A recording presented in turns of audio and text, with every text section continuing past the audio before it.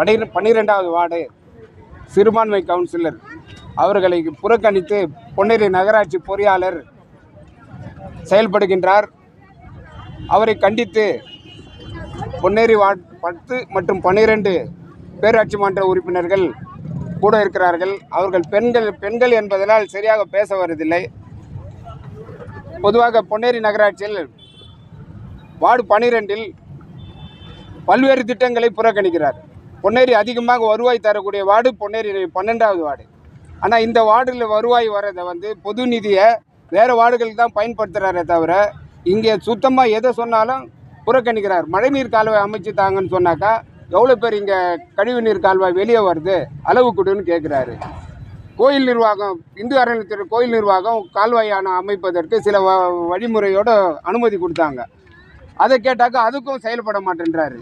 10 ஆண்டுகளுக்கு முன்னே இங்கே கால்வாய் கட்டப்பட்டு தூர்வாரப்படாமல் கழிவு நீர் வெளியே அரியரன் பஜார் ரயில்வே பாலம் வழியாக வெள்ளம் போல் ஓடுது ஒவ்வொரு மழை காலத்துங்கள. அதுக்கு தூர்வார சொன்னாலும் செய்ய மாட்டேன்றாரு. பொன்னேரி அரியரன் பஜார் மார்க்கெட் பின்புறம் உள்ள சிறுபான்மை மக்கள் அதிகமாக வாழுறாங்க. வெறும் சாக்கடையாக இருக்குது. அங்கே 10-15 ஆண்டுகளாக சாக்கடையாக இருக்குது.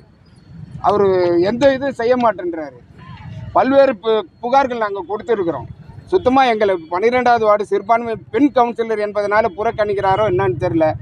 அதே மாதிரி அவர் செய்கிற பணிகள்லாம் பொன்னேரியில் 2 ஆண்டுக்கு மேலே அவர் பணி செய்கிறாரு. அவர் போட்ட சாலைகள்லாம் கண்டிப்பாக நகராட்சி டைரக்டர் இல்லைன்னா சிஎம் முதல்வர் அவர்கள் அந்த துறையை முதல்வர் தான் கையில் வச்சுக்கிறாரு. உள்ளாட்சித்துறை அந்த பணியெல்லாம் ஆய்வு பண்ணோம். அது இன்னும் தரமாக இருக்கான்றது ஆய்வு பண்ணோம். ஒரு ஆண்டு மெயின்டெனன்ஸ் இருக்குது. ஒரு ரோடு போடணுன்னா ஒரு ஆண்டு மெயின்டெனன்ஸு.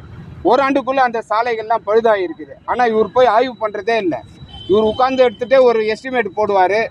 80 லட்சம்னு ஒரு 2 வார்டுக்கு எஸ்டிமேட் போட்டு ஒரு பணி தொடங்குறாங்க. அந்த ஒப்பந்ததாரர் என்ன பண்ணுறாரு, இது 80 லட்சத்தில் இந்த பணி செய்ய முடியாது, அது கூடுதலாக நிதி ஒதுக்கணும்னு கூடுதலாக 43 லட்சம் நிதி ஒதுக்குறாரு. அப்போ இவங்க போய் இந்த இன்ஜினியர் போய் அந்த சாலையை எப்படி மதிப்பீடு செய்கிறாரு? அப்போ உட்காந்து டேபிளில் உட்காந்து தானே மதிப்பீடு செய்கிறாரு. அதனால் இதை மாதிரி நிறைய குளறுபடிகள் அவர் மேலே இருக்குது.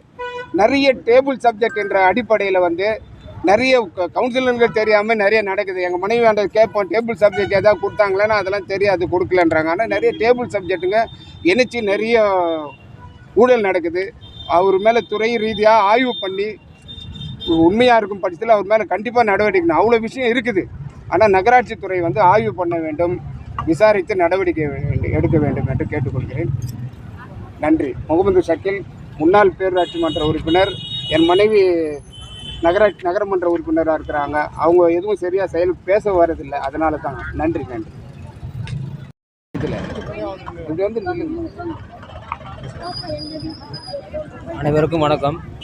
திருவள்ளூர் மாவட்டம் பொன்னேரி பேரூராட்சியிலிருந்து அருமை அண்ணன் ஒன்றுமில்லை. இந்த பொன்னேரி நகராட்சி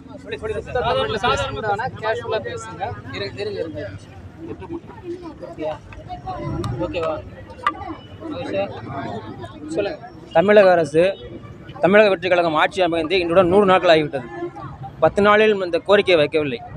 இருந்தாலும் இந்த பொன்னேரி நகராட்சியில் உள்ள சுற்று வட்டார மக்கள் அனைவருமே கண்ணை மூடிக்கொண்டு விஜய் என்ற ஒரு நபர் வர வேண்டும் முதலமைச்சராக என்று அந்த ஒற்றை நோக்கத்தோடு கண்ணை மூடிக்கொண்டு இந்த பொன்னேரி சட்டமன்ற உறுப்பினர் யார் என்று தெரியாமலேயே விசில் சின்னத்திலே சென்று ஒவ்வொருவரும் பட்டனை அமைக்கி விட்டு வாக்காளர் அந்த மிஷினை வாக்காளர் சின்னத்திலே அழுத்திட்டு வந்த என்பது தான் சத்தியமான உண்மை.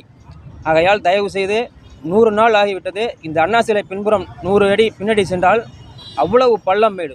எத்தனை உயிர்கள் இந்த மழை காலத்திற்கு முன்பாக போகும் என்றே தெரியவில்லை.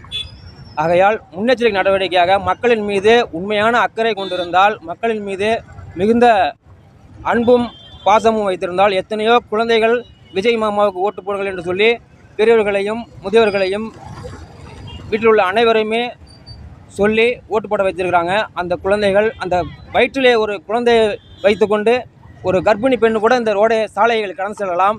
இந்த மழைக்கால பொழுதிலே அவ்வளவு பள்ளமேடு.